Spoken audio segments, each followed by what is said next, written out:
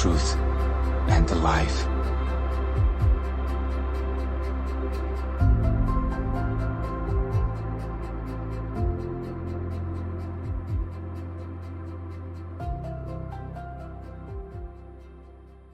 The Book of Nehemiah. The words of Nehemiah, the son of Hakkiah. It came to pass in the month of Kislev, in the 20th year, as I was in Shushan, the citadel, that Hanani, one of my brethren, came with men from Judah. And I asked them concerning the Jews who had escaped, who had survived the captivity, and concerning Jerusalem.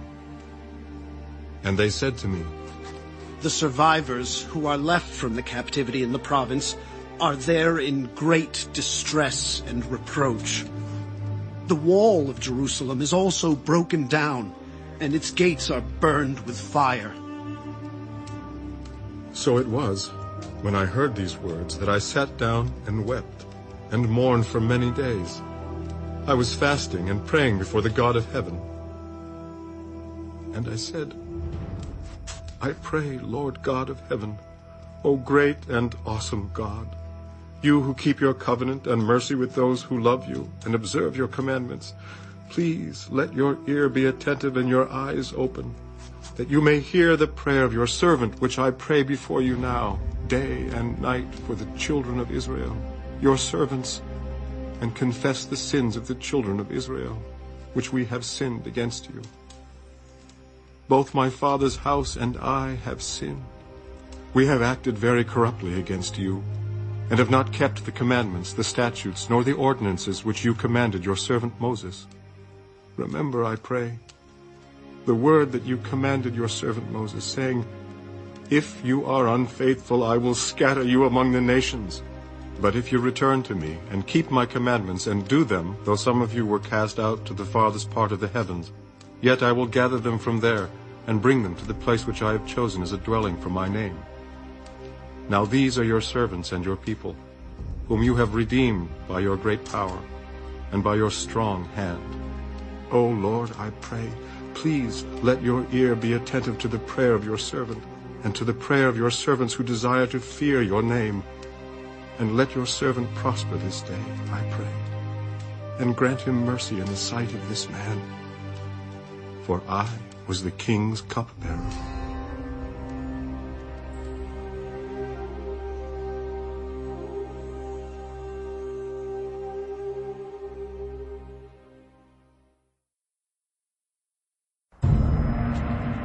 And it came to pass in the month of Nisan, in the 20th year of King Artaxerxes, when wine was before him, that I took the wine and gave it to the king. Now, I had never been sad in his presence before. Therefore the king said to me, "Why is your face sad, since you are not sick? This is nothing but sorrow of heart." So I became dreadfully afraid, and said to the king, "May the king live forever. Why should my face not be sad, when the city, the place of my father's tombs, lies waste, and its gates are burned with fire?" What do you request? So I prayed to the God of heaven, and I said to the king, "If it pleases the king, and if your servant has found favor in your sight, I ask that you send me to Judah, to the city of my father's tombs, that I may rebuild it."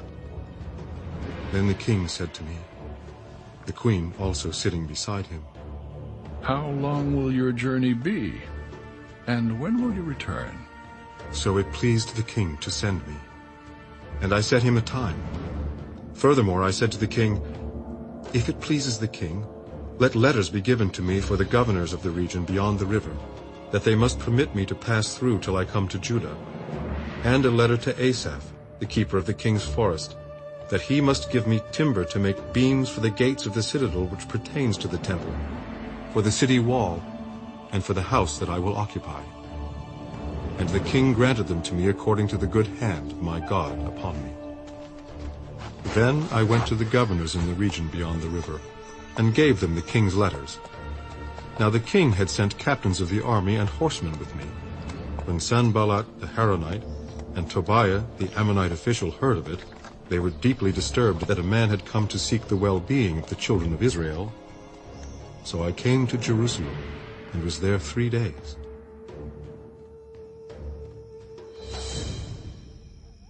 Then I arose in the night, I and a few men with me. I told no one what my God had put in my heart to do at Jerusalem, nor was there any animal with me, except the one on which I rode. And I went out by night through the valley gate to the serpent well, and the refuse gate, and viewed the walls of Jerusalem which were broken down, and its gates which were burned with fire. Then I went on to the fountain gate, and to the king's pool, but there was no room for the animal under me to pass. So I went up in the night by the valley, and viewed the wall. Then I turned back and entered by the valley gate, and so returned. And the officials did not know where I had gone or what I had done. I had not yet told the Jews, the priests, the nobles, the officials, or the others who did the work. Then I said to them, "You see the distress that we are in, how Jerusalem lies waste, and its gates are burned with fire. Come, let us build the wall of Jerusalem, that we may no longer be a reproach." And I told them of the hand of my God which had been good upon me, and also of the king's words that he had spoken to me. So they said, "Let us rise up and build." Then they set their hands to this good work. But when Sanballat the Horonite, Tobiah the Ammonite official, and Geshem the Arab heard of it, they laughed at us and despised us. "What is this thing that you are doing? Will you rebel against the king?" So I answered them and said to them, "The God of heaven himself will prosper us.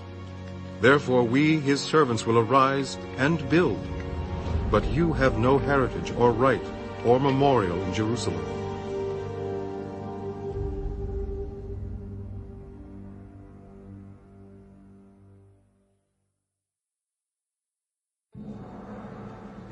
Then Eliashib, the high priest, rose up with his brethren the priests, and built the sheep gate. They consecrated it, and hung its doors. They built as far as the Tower of the 100, and consecrated it. Then as far as the Tower of Hananel. Next to Eliashib, the men of Jericho built, and next to them Zachor, the son of Imri, built. Also the sons of Hasaneah built the fish gate. They laid its beams and hung its doors with its bolts and bars. And next to them Meremoth, the son of Urijah, the son of Kaz, made repairs. Next to them Meshullam, the son of Berechiah, the son of Meshezabel, made repairs. Next to them Zadok, the son of Baanah, made repairs. Next to them the Tekoites made repairs. But their nobles did not put their shoulders to the work of their Lord. Moreover, Jehoiada, the son of Pusea, and Meshullam, the son of Besadiah, repaired the old gate. They laid its beams and hung its doors with its bolts and bars. And next to them Melatiah the Gibeonite, Jadon the Meronothite, the men of Gibeon and Mizpah, repaired the residence of the governor of the region beyond the river. Next to him Uzziel, the son of Arhiah, one of the goldsmiths, made repairs. Also next to him Hananiah, one of the perfumers, made repairs. And they fortified Jerusalem as far as the broad wall. And next to them Rephaiah, the son of Hur, leader of half the district of Jerusalem, made repairs. Next to them Jediah, the son of Harumaph, made repairs in front of his house. And next to him Hattush, the son of Hashabniah, made repairs. Malchijah, the son of Harim, and Hashab, the son of Pahath-Moab, repaired another section, as well as the Tower of the Ovens. And next to him was Shallum, the son of Halohesh, leader of half the district of Jerusalem. He and his daughters made repairs. Hanan and the inhabitants of Zanoah repaired the valley gate. They built it, hung its doors with its bolts and bars, and repaired 1,000 cubits of the wall as far as the refuse gate. Malchijah, the son of Rechab, leader of the district of Beth-Haccherem, repaired the refuse gate. He built it and hung its doors with its bolts and bars. Shallun, the son of Calhose, leader of the district of Mizpah, repaired the fountain gate. He built it, covered it, hung its doors with its bolts and bars, and repaired the wall of the pool of Shelah by the king's garden, as far as the stairs that go down from the city of David. After him Nehemiah, the son of Azbuk, leader of half the district of Beth-sur, made repairs as far as the palace in front of the tombs of David, to the man-made pool, and as far as the house of the mighty.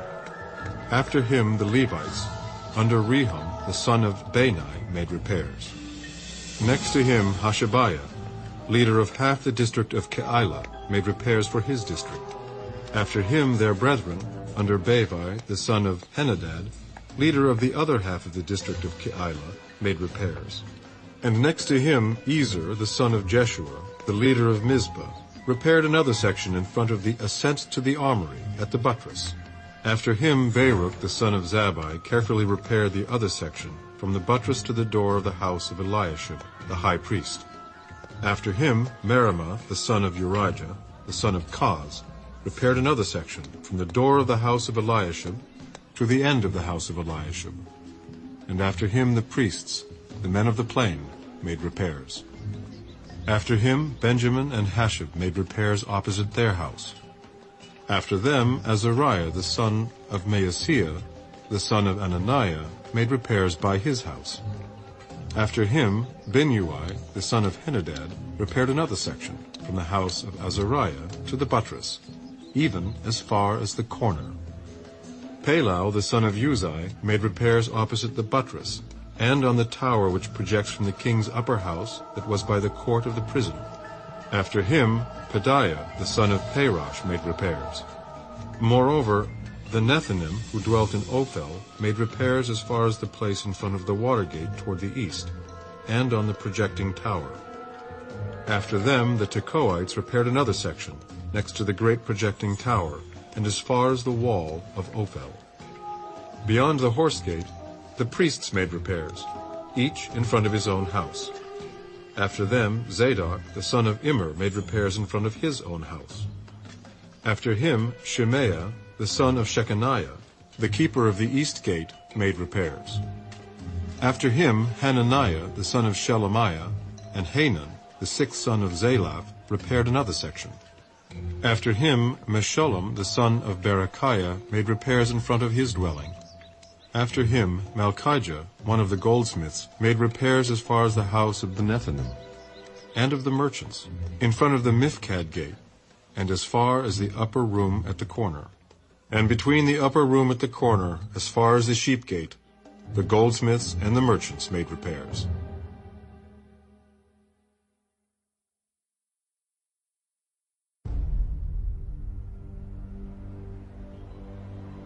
But it so happened, when Sanballat heard that we were rebuilding the wall, that he was furious and very indignant, and mocked the Jews. And he spoke before his brethren and the army of Samaria. What are these feeble Jews doing? Will they fortify themselves? Will they offer sacrifices? Will they complete it in a day? Will they revive the stones from the heaps of rubbish, stones that are burned? Now Tobiah the Ammonite was beside him. Whatever they build, if even a fox goes up on it, he will break down their stone wall. Hear, O our God, for we are despised. Turn their reproach on their own heads, and give them as plunder to a land of captivity. Do not cover their iniquity, and do not let their sin be blotted out from before you. For they have provoked you to anger before the builders.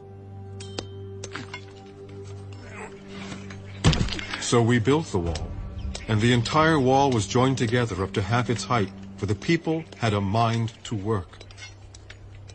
Now it happened, when Sanballat, Tobiah, the Arabs, the Ammonites, and the Ashdodites heard that the walls of Jerusalem were being restored and the gaps were beginning to be closed, that they became very angry, and all of them conspired together to come and attack Jerusalem and create confusion.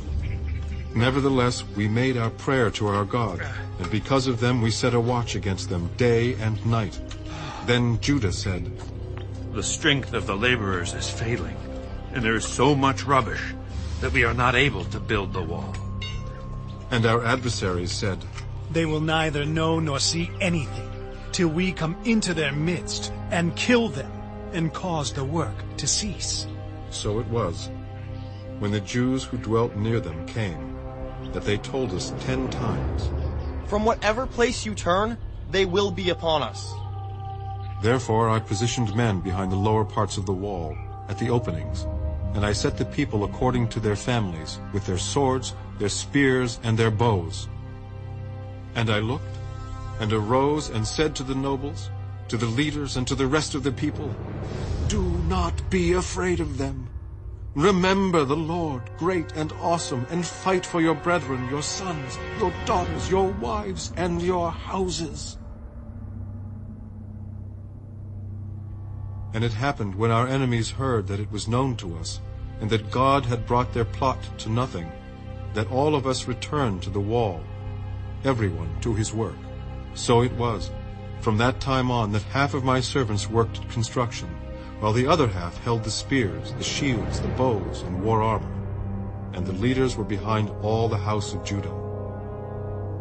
Those who built on the wall, and those who carried burdens, loaded themselves so that with one hand they worked at construction, and with the other held a weapon.